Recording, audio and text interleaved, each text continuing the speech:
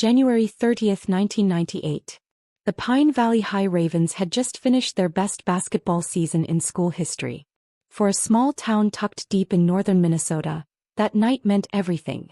A chance at the regional playoffs, a chance to prove they were more than just a forgotten dot on the map. 15 players, one coach and their driver boarded the yellow school bus just before sunset. Snow was already falling, thick quiet flakes that swallowed the sound of the cheering crowd as the bus pulled away from the gym. Parents waved from the parking lot. Some followed behind in their cars for a few miles before turning back. Nobody thought it would be the last time they'd see them. The team never made it to the game. And they never came home. When sunrise came, the bus was declared missing. Police traced its route along Route 46, a narrow road that cuts through miles of frozen wilderness. Tire tracks were visible up to a certain point, and then nothing. The road just ended in fresh snow. For 3 weeks, helicopters searched from above, rescue dogs combed the woods, and divers broke through the ice of nearby rivers. Until finally, on February 22, 1998, a hunter walking through Ironwood Forest 20 miles north of Pine Valley made a chilling discovery. There, half buried in snow, stood the missing school bus. The doors were open. The engine was dead. And every player's bag, uniform, and ID sat untouched inside, as if they'd vanished mid-sentence. There were no footprints leading away from it. No sign of struggle. Just silence. 27 years later, this year 2025, the town of Pine Valley still gathers every January to light candles for the 15 students who never came home. The forest remains off-limits after dark, and even now, locals say that on certain winter nights, headlights flicker deep between the trees. The faint glow of a yellow bus that moves with no sound. What really happened that night? Where did they go? And why, after all this time, does Ironwood Forest still whisper their names when the wind passes through? If you think you know the answer, stay with us until the end. Because what investigators found next would shake the town to its core. And the truth behind the Pine Valley disappearance still haunts every parent who once stood waving in the snow. If you love untold mysteries and stories that linger long after they're gone, subscribe, like, and tell us what you think might have happened that night. Because somewhere out there, someone still knows the truth. After the bus disappeared into the snowy hills of Route 46, Pine Valley descended into panic. At first, people thought it was just a delay. The bus had broken down before, and Harold Ames, the driver, was known for getting students safely through some of the roughest roads in the county. But as hours turned into night, the unease grew. Phones went unanswered. Calls to the coach and even the rival school yielded nothing. By midnight, parents were pacing the frozen school parking lot. Some were on their knees, pleading for an explanation. Others stared at the black ribbon of highway stretching into the woods, willing it to return their children. The police arrived at 2 a.m. and began a frantic search. Route 46 was no ordinary road, narrow, twisting, and flanked by dense forest on both sides. Every mile was a potential hiding place for disaster. Crews scoured the shoulders, bridges, and ravines. Helicopters hovered overhead, searchlights cutting through the mist. Rescue dogs sniffed the snow, but even their trained noses found nothing. The first night passed in eerie silence. Not a single clue. No signs of accident, no tracks aside from the initial tire marks, and no witnesses besides a few distant lights in the forest. Then came the reports that unsettled everyone the most. A neighbor said they saw the bus slow down near a curve, but it never passed. Another claimed they heard shouting and the coach's whistle, carried faintly by the wind, before everything went quiet. One trucker swore he saw flickering lights deep between the trees, moving like the bus had somehow driven itself into the shadows. Days passed. The town organized search parties, volunteers hiking mile after mile through snow and forest. For 3 weeks, the cold gnawed at everyone's hope. Every rock turned, every stream searched, yielded nothing, until the day the hunter stumbled on that flash of yellow. Even then, when the bus was found, the question that lingered over every investigator's mind was the same. How could 11 people simply vanish from a highway that, in winter, left clear evidence of every footprint and skid mark? And as investigators began documenting the scene, they noticed something strange about the bus itself. The mud beneath the tires told a story the search parties had already combed before. It hadn't been there the whole time. Someone or something had moved it. And that's when the deeper mystery began. the one that didn't just haunt the missing students, but the entire town of Pine Valley. Because what was discovered around the bus suggested that this wasn't a simple accident. It was something far more sinister, far more calculated, and far from explained. On February 22, 1998, 3 weeks after the disappearance, a local hunter made a chilling discovery deep in Ironwood Forest, 20 miles off Route 46. At first he thought it was a fallen tree, the familiar flash of yellow among the bare winter trees. But as he moved closer, the outline became unmistakable: the missing Pine Valley school bus. It was half buried in mud, leaning slightly to one side. Snow had drifted around its tires. The doors hung open, and the engine, cold to the touch, looked as if it had never been started in weeks. Investigators arrived hours later. They documented every inch. Inside, the bus appeared normal. Jackets draped neatly over seats. Backpacks zipped and untouched. Water bottles still on the floor, some half full. Even a half-drunk soda can sat in a cup holder. Everything was in its place. Everything, except the people. No footprints inside the bus. No scuff marks. No signs of a struggle. Then the investigators noticed the dashboard clock, frozen at 6:43 p.m. Every second before that moment was lost to mystery. Whatever happened, it had happened fast. Nearby, the snow told its own story. Footprints emerged, faint at first, but they quickly vanished a few hundred feet into the woods. There were too many prints to belong to just one or two people, but none of the missing students were ever found. And then came the first truly strange discovery. A small clearing just a mile from the bus. Here the snow was disturbed differently. Not tracks, but patches of scorched ground, as if someone had tried to burn something. Among the ashes lay fragments of the team's jerseys, half-burned, partially buried in dirt. Even more unnerving was the metal whistle of the coach lying near the fire pit. Investigators followed the footprints. They led deeper into the forest, then stopped abruptly at the riverbank. No drag marks. No signs of injury. Nothing. Just footprints that ended mid-step, as if the boys had simply vanished into thin air. The first clues from the forest suggested something impossible. The bus had not stayed in its original place. Mud and tire impressions showed it had been moved after the initial searches. The clearing suggested an attempt at concealment or ritual. The riverbank trails ended with no evidence of passage, leaving investigators questioning whether the team had fled or been taken. Every clue raised more questions than answers.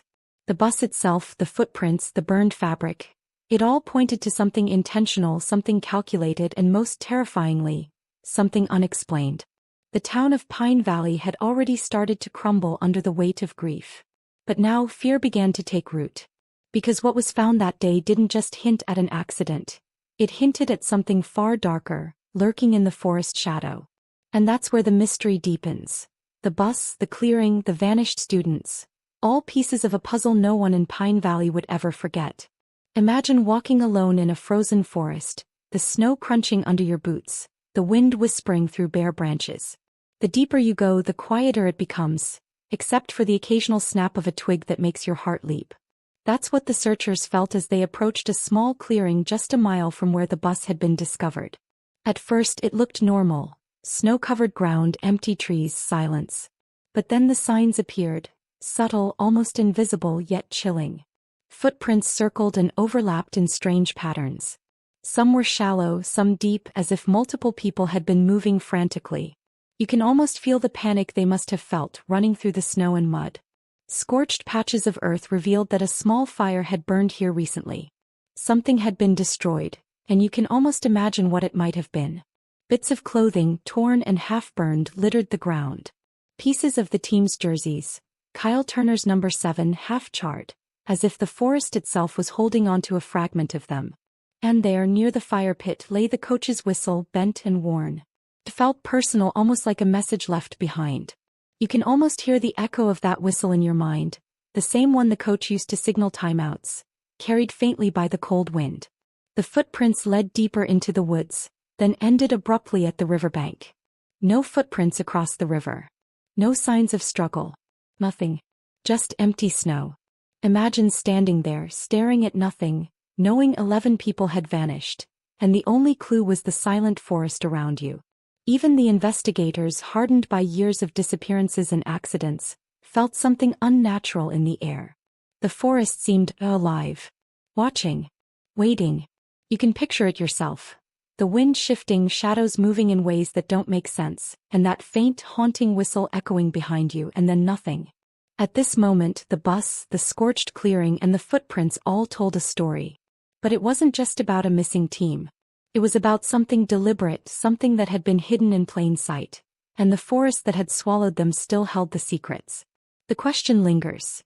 If you were one of the parents or walking this same forest tonight, would you dare to step forward and look for answers? Imagine standing in the middle of the snow, the forest around you silent except for the occasional creak of ice or the whisper of wind through bare branches. You stare at the yellow school bus, half buried in mud, doors open, belongings still inside, and then you notice something impossible. The mud beneath the tires didn't match the original tracks from Route 46. Someone, or something, had moved the bus after the initial searches. Investigators were stunned. They measured the tracks, studied the patterns, and even consulted weather logs.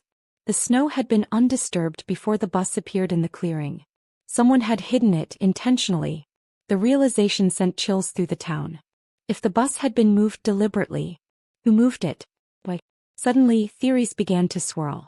Some whispered about cults rumored to operate in Ironwood Forest, groups that were said to mark vehicles and people as offerings.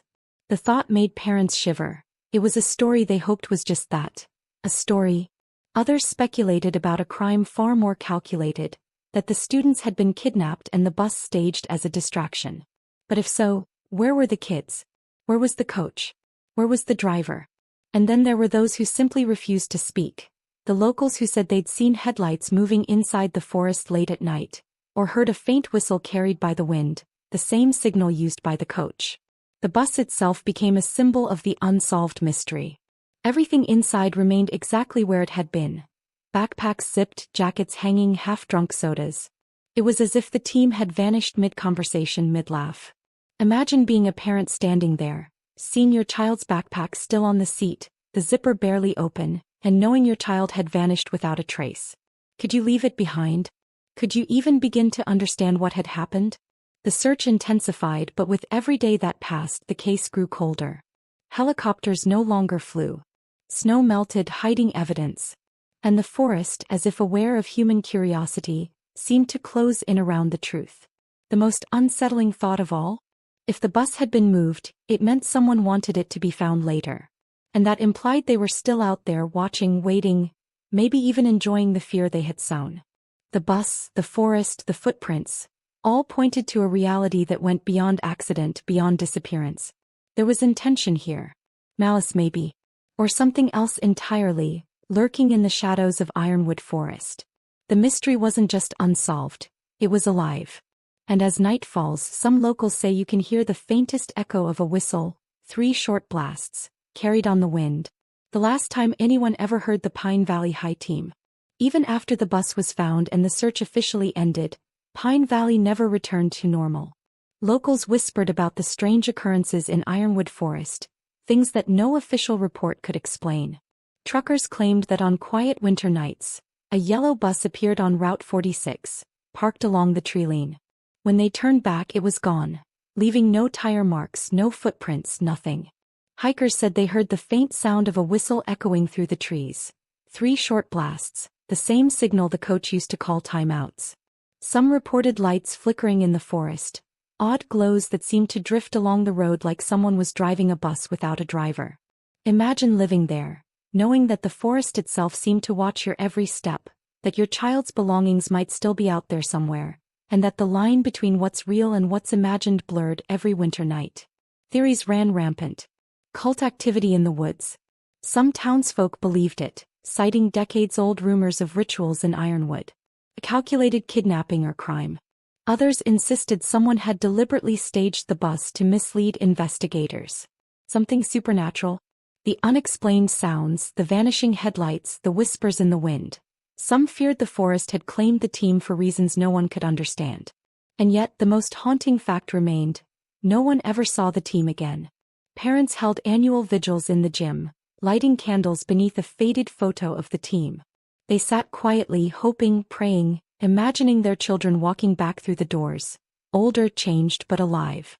Even in 2025, 27 years later, Pine Valley's forested roads still carried stories that kept new generations awake at night. Every winter, locals reported glimpses of the yellow bus, strange lights in the treeline, and sometimes that faint, unmistakable whistle. And if you close your eyes and imagine it, you can feel it too. The forest watching, waiting, whistling. The bus, the echoes, the forest. The story refuses to end. Some mysteries fade over time. This one refuses to die. Years passed. Pine Valley slowly emptied. Shops closed, families moved away, but the parents of the missing team never left.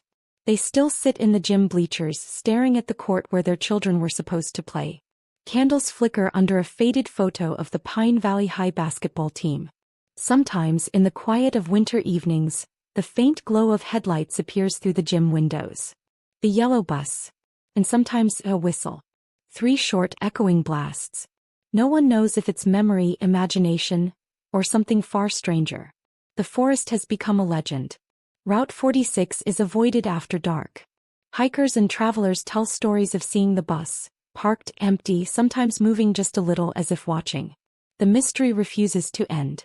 27 years after that cold January night in 1998, the town of Pine Valley still lives with the questions. What happened to the Pine Valley team? Who, or what, moved the bus? And why does Ironwood Forest still whisper their names? Some say the truth is hidden forever in the shadows of the trees. Some say the forest keeps secrets that humans were never meant to understand. But one thing is certain, they never really left. And now, as you hear this story, imagine standing on Route 46 at night. Snow crunching underfoot. Wind brushing past your ears. And somewhere deep in the Ironwood Forest, headlights flash and a whistle blows. Would you dare to look? If this story gave you chills, make sure to like, subscribe, and hit the bell so you never miss a mystery that refuses to die. And tell us in the comments, what do you think happened to the Pine Valley High team that night? Because in Pine Valley, some mysteries are still very much alive.